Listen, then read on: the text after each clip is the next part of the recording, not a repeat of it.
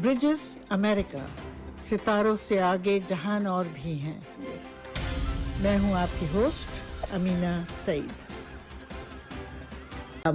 खुश आमदीद नाज़रीन, ब्रिजेस अमेरिका के इस नए एपिसोड में आपका बहुत बहुत खैर मकदम है। तो आज हम बात करेंगे ये जो अभी कुछ दिन हुए मौलाना अरशद मदनी साहब ने जो कि जमीयत उलेमा हिंद के सरबराह हैं और प्रिंसिपल भी हैं दारुल उलूम के। तो उन्होंने जो एक बहुत बड़ी मजमे को एड्रेस किया रामलीला ग्राउंड में, कोई मेरे ख्याल में अगर 1 महीना हुआ है, जिसमें और धर्म के लोग भी उस पे बैठे हुए थे, स्टेज पे बैठे हुए थे और एक बहुत बड़ा मजमा था। तो उन्होंने कहा कि अल्लाह और ओम एक ही है। तो उस पे काफ़ी लोगों को इतराज़ हुआ, हालांकि मेरा अपना ख्याल है कि ओम खुदा को ही कहते हैं। उसकी बहुत सी खसलतें जो हैं ओम की वो अल्लाह से मिलती हैं, यानी कि कोई खसलत नहीं है, कोई आकार नहीं है, कोई शक्ल नहीं है। तो वहाँ तक तो ठीक था, मगर जब उन्होंने हज़रत आदम की बात की तो ज़रा थोड़ा सा कन्फ्यूजन हुआ कि हज़रत आदम जो थे वो जब उतरे ऊपर से तो वो हिंदुस्तान में उतरे। अब उस वक्त का हिंदुस्तान तो बहुत बड़ा था, अखंड भारत था तकरीबन, कि उसमें श्रीलंका भी होगा, बर्मा भी होगा, शायद कुछ इंडोनेशिया के भी कुछ हिस्से होंगे, बांग्लादेश, भूटान, सिक्किम और आपका पाकिस्तान और अफगानिस्तान, ये सब उसमें होगा। तो किस जगह उतरे? दूसरी बात ये कि जब उतरे थे तो ज़ाहिर को कपड़े पहन के तो नहीं उतरे थे, तो उन्होंने एक अंजीर के दरख्त की जो एक पत्ता होता है जो कि काफ़ी बड़ा होता है, वो उन्होंने इस्तेमाल किया अपने आप को ढांकने के लिए। तो वो तो वहाँ होते हैं मेडिटेरेनियन में, और जो मैंने थोड़ी सी मालूमात की तो उससे पता लगा कि भाई वो ईरान इराक के इलाके में जो कि मेडिटेरेनियन के पास ही है, वहाँ होंगे, वहाँ उतरे होंगे। और फिर जद्दा भी उन्हीं के नाम पे है, हवा हज़रत हवा के नाम पे ही बना था। तो उसमें थोड़ी सी मुझे ये प्रॉब्लम हुई कि जब भी किसी का नाम आता है तो वो हम लोग या जो लोग इसको एक्सप्लेन करते हैं वो औरत का नाम भूल जाते हैं। तो अब हज़रत हवा का नाम किसी जगह नहीं है, तो उनका औरत का नाम उसी वक्त आता है जब मर्द को उसका टेटवा दबाने की ज़रूरत होती है, उसका गला दबाने की ज़रूरत होती है, उसकी आवाज़ बंद करने की ज़रूरत होती है। खैर, तो ये बात उन्होंने कही कि हज़रत आदम पहले यहाँ उतरे, और इस्लाम हिंदुस्तान का सबसे पुराना मज़हब है। तो इससे बहुत लोगों को प्रॉब्लम हुई, और ये कि कुछ मतलब स्कॉलर्स को भी और कुछ धार्मिक लोगों को भी, तो कुछ हिंदू संतों ने उनके पास कुछ सवाल भेजे कि भाई इसको एक्सप्लेन करें, क्या मतलब है आपका, इस्लाम की जो है तारीख़ पैदाइश वो कौन से साल में हुई, क्योंकि हमें जो इन्फॉर्मेशन है वो ये कि भाई प्रॉफिट मोहम्मद से शुरू हुआ, कुछ पा के आए हैं।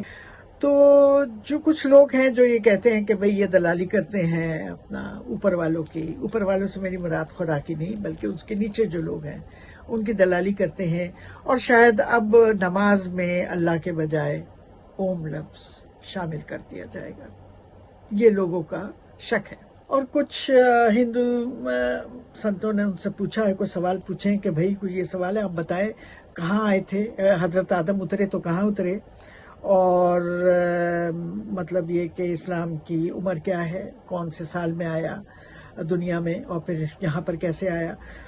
तो ये उन्होंने कुछ सवाल पूछे हैं, तो इसका जवाब अब पता नहीं वो दे सकेंगे नहीं दे सकेंगे, मगर वो काफ़ी दिलचस्प होगी ये बहस। मगर मैं लोगों को बताना चाहती हूँ कि ये जो कुछ भी हो रहा है इसके पस मंज़र को देखें, ये अलग से नहीं हो रहा है। इसका पस मंज़र ये है न्यू वर्ल्ड ऑर्डर, रीसेट, पूरी दुनिया को रीसेट किया जा रहा है। जब आप अपने कंप्यूटर को रीसेट करते हैं तो पुरानी सारी फाइलें ख़त्म हो जाती हैं, डिलीट हो जाती हैं। तो ये करने की कोशिश कर रहे हैं जो दुनिया की बड़ी बड़ी ताकतें हैं, जो मतलब युद्ध कराती हैं, वॉर कराती हैं, और मतलब दुनिया में हंगर की लहर आती है, उनकी मर्जी से आती है, जब ख़त्म होती है तो उनकी मर्जी से होती है, जब शेयर मार्केट गिरती है और जब उठती है उनकी मर्जी से होता है। तो वो लोग एक नया न्यू वर्ल्ड ऑर्डर लेकर के आ रहे हैं जिसमें वन वर्ल्ड गवर्नमेंट,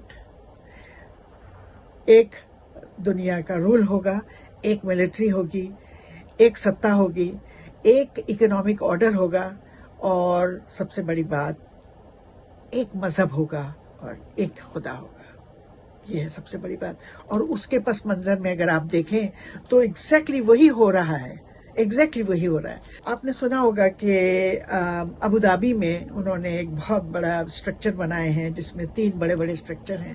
وہ اس کو کہتے ہیں وہ ابراہمک فیملی ہاؤس، جس میں ایک یہودیوں کی جگہ ہے عبادت کی، ایک کرسچنز کی ہے اور ایک مسلمانوں کے لیے ہے.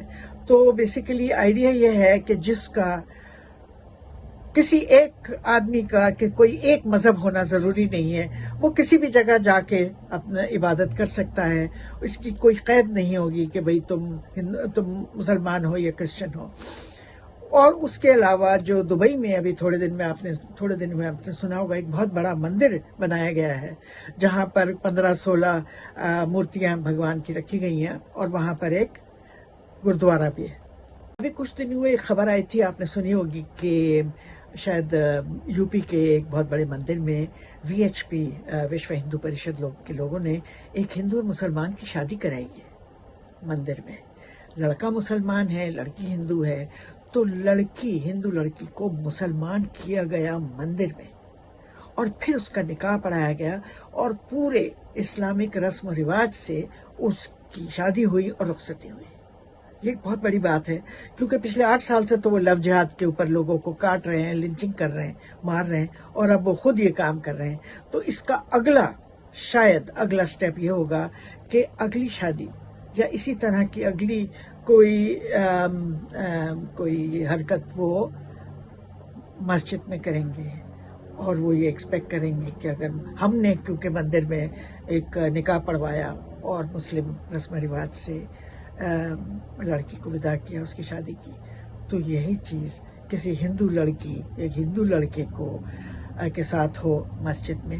تو میرا اپنا خیال ہے کہ جو لوگ کہہ رہے ہیں، ہو سکتا ہے میں غلط ہوں، مگر جو لوگ کہہ رہے ہیں کہ اب اذان میں اللہ کے بجائے اوم آئے گا، اور جو انہوں نے ابھی ایک مندر میں کرایا ہے وہ شاید اب ایک مسجد میں بھی وہ ایکسپیکٹ کریں گے، جس پہ مجھے تھوڑا سا مسئلہ، مجھے کوئی پرسنلی مسئلہ نہیں ہے، مگر یہ کہ ہندوازم میں ایک لچک ہے جہاں پر یہ سب ہو سکتا ہے. ان کے اتنے خدا ہیں، وہ ایک خدا کو اور لے لیتے ہیں، اتنے سارے کسٹمز ہیں، وہ ایک ریچول اور ایکسیپٹ کر لیتے ہیں. مگر اسلام میں، مسلمانوں میں وہ لچک نہیں ہے، اور مجھے آگے جا کے تھوڑا سا اس میں پرابلم لگتا ہے. خدا کرے کہ نہ ہو. اور جیسا کہ میں نے آپ کو بھی بتایا کہ یہ جو نیو ورلڈ آرڈر آ رہا ہے جس میں انہیں 1 ورلڈ ریلیجن چاہیے اور 1 ورلڈ گاڈ، اگر گاڈ ہے تو گاڈ کو وہ ایکسیپٹ کریں تو اس میں یہ بہت بڑی تبدیلی اب نیو ورلڈ آرڈر کے تحت آنے والی ہے. بہت بڑی تبدیلی آئے گی اور اس میں کافی تلاطم ہوگا، کافی انتشار پھیلے گا، کچھ دنگے بھی، فساد بھی ہو سکتا ہے ہوں، کیونکہ ایک سسٹم جو کئی ہزار سالوں سے چلا آ رہا ہے، جب اس کو بدلا جائے گا تو ظاہر ہے اس میں کچھ نہ کچھ تو اتھل پتھل ہوگی. مگر میں ساری رات سوچتی تھی اس کے بارے میں کہ حضرت آدم پہلے جو انسان تھے جو اوپر سے اترے اور ہندوستان میں آئے، اور اسی لیے اسلام جو ہے ہندوستان کا سب سے پرانا مذہب ہے. تو اس کا مطلب کہ اب گھر واپسی مسلمان کی نہیں ہوگی، گھر واپسی ہندوؤں کی ہوگی، کیونکہ اسلام سب سے پہلا مذہب تھا. تو یہاں پر مجھے کچھ کنفیوژن ہے اور میں چاہوں گی کہ کوئی اس بات کو تھوڑا سا میرے لیے وضاحت کر دیں. بات رہی کہ ہم سب حضرت آدم کی امت سے ہیں، تو بہت سے سائنٹسٹ ہیں جو نہیں بلیو کرتے، جو کہ بھئی کیونکہ جو بلیف سسٹم ہے وہ یہ کہ عقیدہ جو ہے وہ یہ کہ کریشنسٹ اور ایولوشنسٹ، بہت سے لوگ سمجھتے ہیں کہ ہم ایوالو ہوئے ہیں، ہم جانور سے ایوالو ہو کر کے یہاں تک آئے، کسی بیکٹیریا سے ایوالو ہو کے آئے، اور باقی لوگ کہتے ہیں کہ نہیں، حضرت آدم آئے تھے. اور ظاہر ہے کہ جو یہودی ہیں، جو کرسچن ہیں اور جو مسلمان ہیں وہ اس میں حضرت آدم میں بلیو کرتے ہیں. مگر میں یہ سوچ رہی تھی کہ کیا میری شکل، میں ایک سائنٹسٹ ہوں، تو کیا میری شکل حضرت آدم سے ملتی ہے یا اس بیکٹیریا سے ملتی ہے. مجھے لگتا ہے کہ میں کچھ اس بیکٹیریا کی ترقی کا نتیجہ ہوں. تو بات کرتے ہیں کہ یہ جو نیو ورلڈ آرڈر کے لوگ ہیں، بڑی طاقتیں ہیں جو سامنے نہیں آتی، زیادہ تر وہ پیچھے رہتی ہیں، مگر وہ ان کے پاس طاقت ہے کہ وہ دنیا میں کچھ بھی کرا سکتے ہیں. تو ان کا جو یہ نیا پلان ہے کہ بھئی دنیا کی جو پاپولیشن ہے جو اس وقت 8 بلین ہو گئی ہے، اس کو ریڈیوس کر کے تقریباً 2 بلین پہ لے آئے. تو وہ تو بڑی بہت ہی اگر یہ بات سچ ہے تو پھر کوئی ہمارا کو بولنے کا کوئی فائدہ نہیں، کیونکہ کوئی ہوگا نہیں اگلے 7-8-10 سال میں جو یہ چاہتے ہیں 2030 تک یہ سچویشن ہو. تو یہ تو ہم لوگ تو ہوں گے ہی نہیں، ظاہر ہے، کیونکہ 3/4 اگر دنیا کے لوگ ہوں گے ہی نہیں تو پھر بات کچھ اور ہی ہو جاتی ہے. دوسری بات کہ اس بات میں میں کسی کو تنقید نہیں کر رہی، میں کسی کو کرٹیسائز نہیں کر رہی، نہ اپنے ملک کو، نہ اپنے ملک کے لیڈروں کو، نہ اوروں کو، کیونکہ ان کو وہ سسٹم جو نیو ورلڈ آرڈر کے لوگ ہیں انہوں نے جو سسٹم بنایا ہے اس کو فالو کرنا ہی کرنا ہے، اس کے اوپر عمل کرنا ہی کرنا ہے انہوں نے.